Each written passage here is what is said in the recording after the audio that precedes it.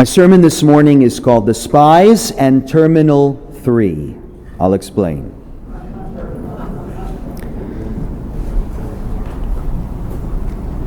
The reading this morning, the story of the 12 spies scouting the land on God's command, the land of Israel.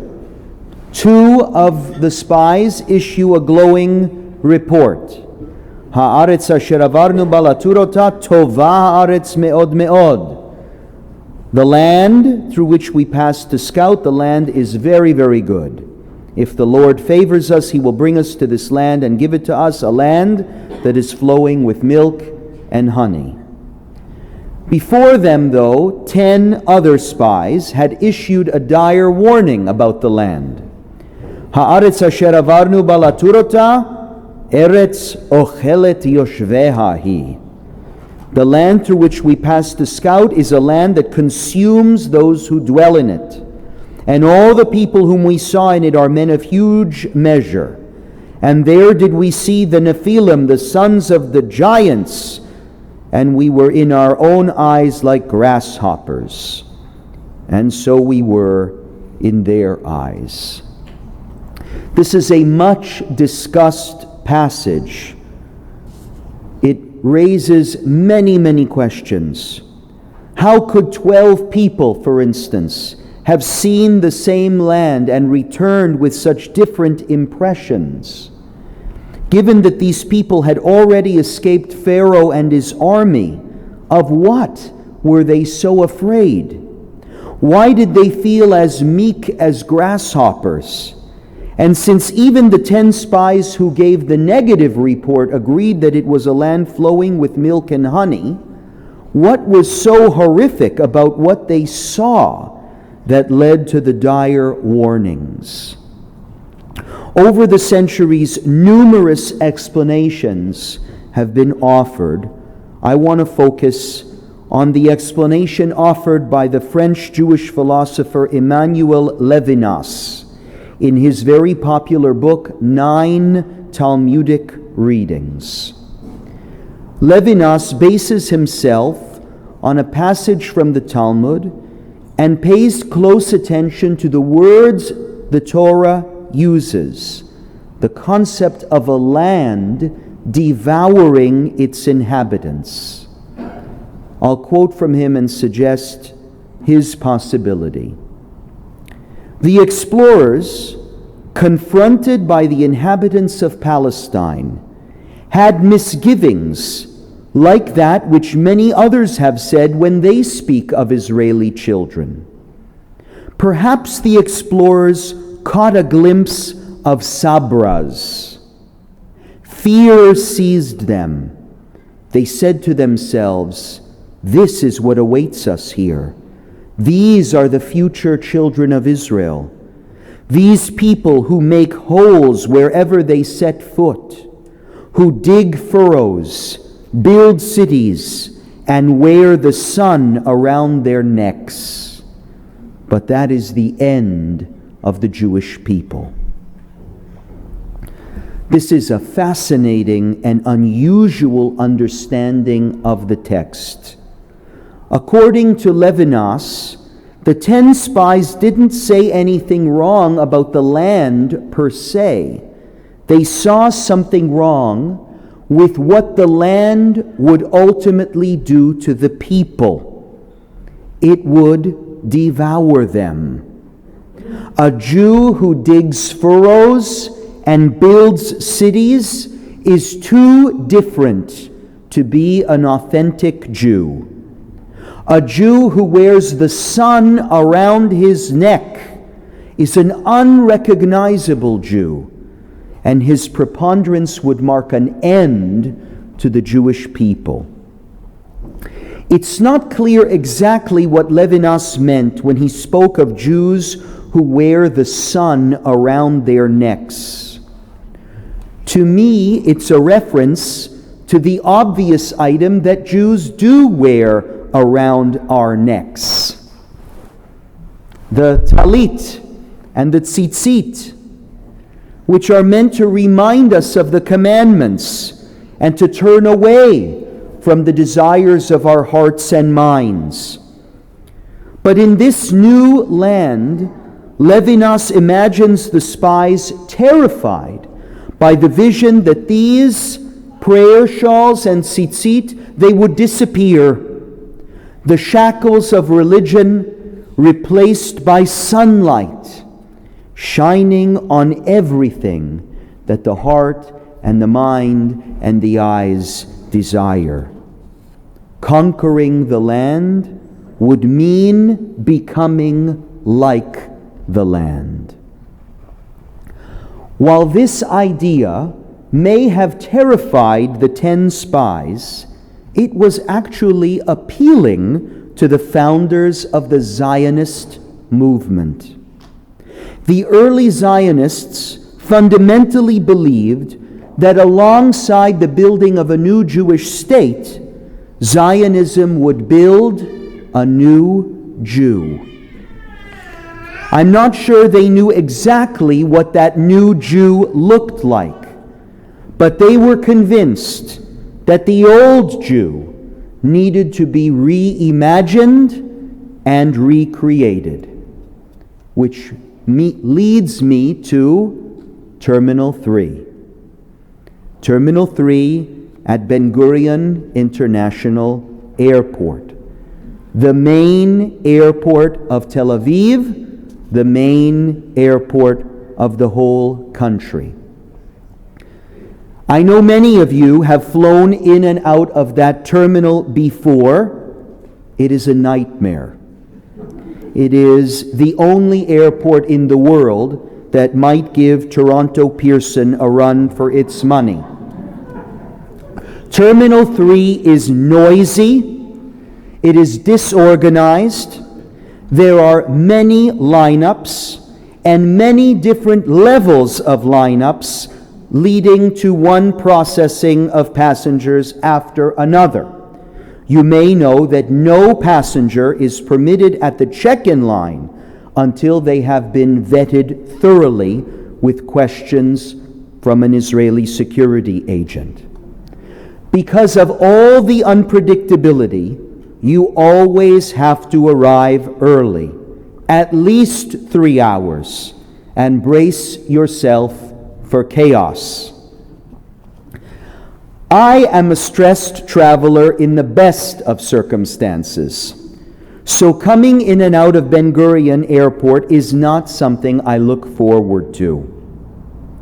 That said, on a recent trip, I was pleasantly surprised to get through all the airport check-in levels and steps rather quickly. A miracle. And I found myself at the gate with plenty of time to spare. I saw the plane through the window, a good sign. The flight on time, perfect. An opportunity to rest, open a book, and calm down from all of the anxiety that had built up inside of me before the flight. The problem was that right next to our gate, our Air Canada flight leaving to Toronto, was an El Al flight departing to Dubai. Dubai, since the Abraham Accords were signed a couple of years ago, has become a bit of a Las Vegas for Israelis, a party destination where Israelis go to get away and have some fun. With each passing minute, another group of Israelis would arrive and take their seats among us. They would arrive in small packs of 5 to 6 friends.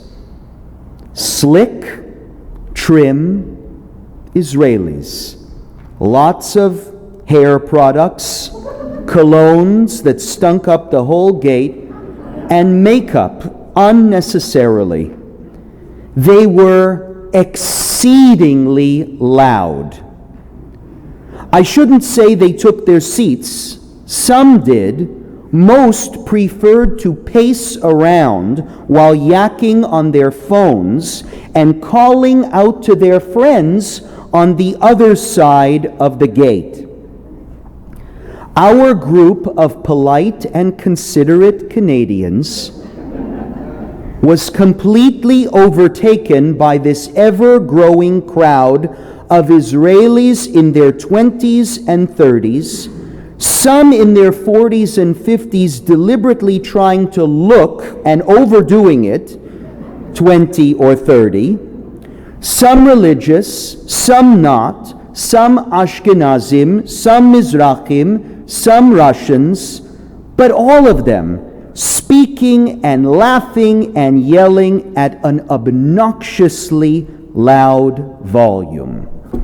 No more rest, no more calm. I was at first annoyed and appalled, but more than annoyance, I felt embarrassment. Many passengers on our flight to Toronto were not Jewish. There were church groups and other non-Jewish tourists. What were they thinking? What kind of image of Israelis and Jews were they getting? And what are they going to tell their friends when they get home? But after some time, I felt less annoyed by these passengers on the flight to Dubai, and instead, rather moved by them. I was embarrassed, but they were not. I cared about how the non-Jewish passengers around us would react, but they did not. And I remembered why we have a state of Israel in the first place. The Israeli passengers on that flight from Tel Aviv to Dubai, had they been waiting at the gate at a European airport, I guarantee you the outcome would have been much different. Either they would have known to be quiet and hide their identities, or they could have caused a big scene. Last year, Lufthansa, the German national airline, admitting to kicking off all visible Jews from a flight from Frankfurt to Budapest, even though only a few had failed to wear their mask properly. Yes, Jews are still singled out in Europe for collective punishment. But in Israel, this group didn't have to worry about that. They got to be who they are, without worrying about making anyone else happy. A worry that even I couldn't manage to shrug off. Zionism's early ideologues knew about that worry. They called it a disease. In his book, The Jewish State, Theodor Herzl wrote the following, I quote, "We have honestly endeavored everywhere to merge ourselves in the social life of surrounding communities and to preserve the faith of our fathers. We are not permitted to do so. In vain are we loyal patriots, our loyalty in some places running to extremes. In vain do we make the shame sacrifices of life and property as our fellow citizens. In vain do we strive to increase the fame of our native land in science and art, or her wealth by trade and commerce.